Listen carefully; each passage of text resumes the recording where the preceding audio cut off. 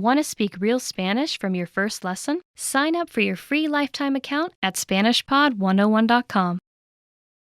Hola, mi nombre es Romina. Mucho gusto. Hello, my name is Romina. Nice to meet you. Today I have a very good topic for you. Today we're going to talk about contracciones en español. Today we're going to talk about contractions in Spanish, Spanish contractions, okay? Which sounds painful, like giving birth, but it's not. And although contracciones sounds really difficult to pronounce in Spanish, if you practice a few times, it's not so hard. Repite. Contracciones. Contracciones. Contracciones. There you go. You are going to be extremely happy to learn contractions in Spanish. And let me tell you why.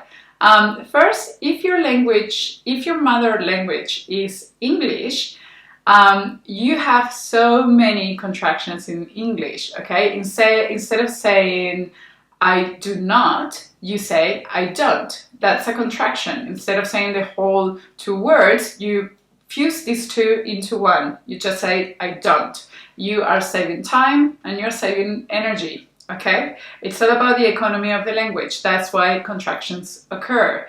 And because English is such a practical language, you have heaps of contractions to be learned, right?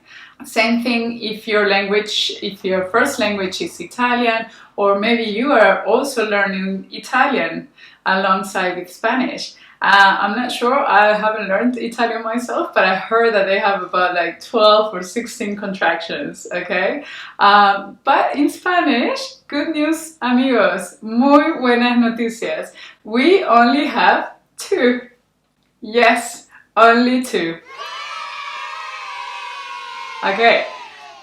So, these 2 contractions are only happening with 2 prepositions, dos preposiciones en español. La primera preposición, the first preposition that's going to have this contraction is la preposición a. It's with the preposition a, okay? This preposition will have different translations depending on the context, of course, but usually it's translated as direction to, for, it really has many translations. There are other videos where we explain the different meanings of the preposition.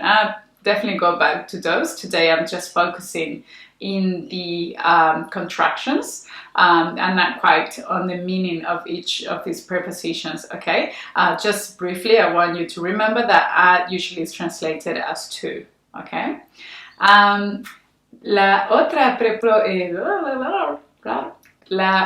preposición que tiene una contracción en español es la preposición de. Another preposition that has a contraction in Spanish is the preposition de, which usually means, depending on the context, of like the preposition of, the preposition of.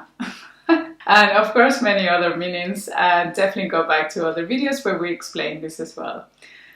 Okay, so how this contraction works in Spanish. Basically, when either of these 2 prepositions meets with the article, the male or masculine singular article, el, which in English is going to be translated as the, when you have the preposition a plus el, okay, I have a little chart for you here. I hope you can see this clearly. So basically what's going to happen is that if you have the preposition a plus el, it becomes al, okay? Please repeat. Al. Al. Al. Very good. But if you have the preposition de followed by el, so in Spanish it sounds a little bit weird if you say de el, okay? Even now that I'm saying it, I feel that I'm sounding retarded. So what we do is we contract these 2. De el becomes del. Del. del. So that's it. Those are the only two contractions we have in Spanish. Let's practice, okay? Because if we don't practice, we forget what we just learned. Please complete the following phrases with the Spanish contractions.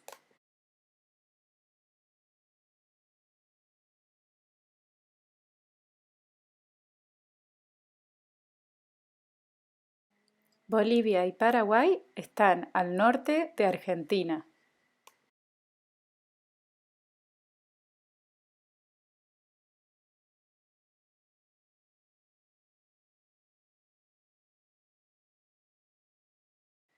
El agua del mar es salada.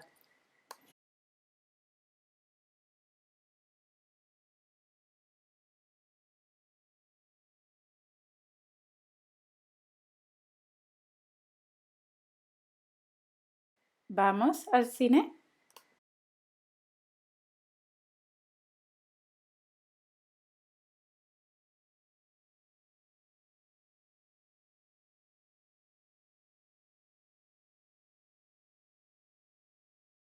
Vengo del doctor. Okay, so the contractions that we just learned are the official contractions of Spanish. What I'm trying to say is that they're widely spread in our language, okay? People say those contractions and they're grammatically correct in Spain, in Mexico, in Colombia, in Paraguay, in any country where we speak Spanish, okay? We are going to be using these contractions, okay? They are formal. They are formally accepted in our language. But we have more contractions that are not widely spread, meaning that some regions will be using these contractions and they're quite known by other people, but it doesn't mean that we all use it, and they're not accepted as such. In informal situations, for example, you wouldn't use these contractions, okay? So the first one I want to show you is the contraction of another preposition, which is the preposition para.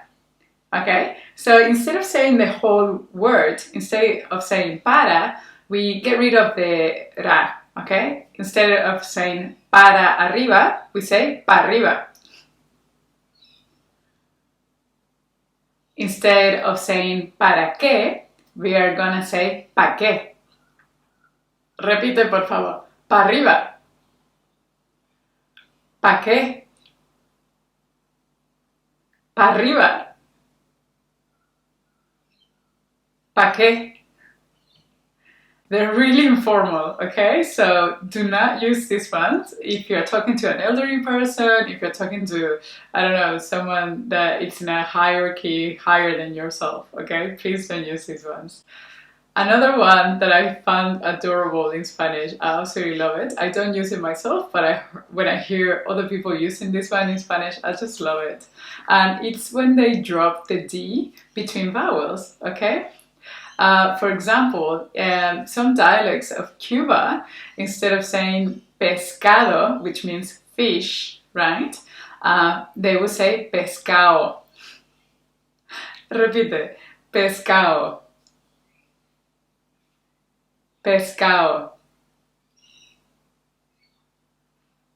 Another one is that when they're using the participle, they will drop the D as well. I've heard this quite a lot in Spain, for example, in Barcelona, I think. And this is, for example, instead of saying has comprado, have you bought the car? Has comprado el auto?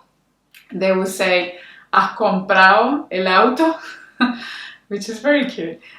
Please repeat. Has comprado. Has comprado.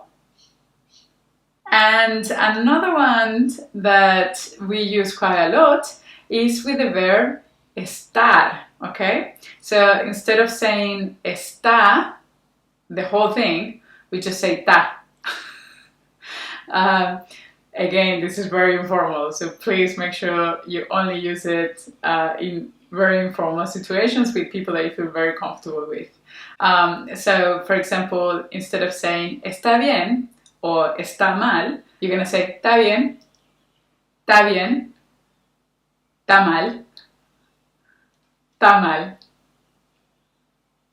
Okay, amigos, muchas gracias por ver este video. Today I had a lot of fun making this video. I hope that you enjoy it yourself as well. Again, muchísimas gracias for watching and I will see you next time. Nos vemos. Adiós.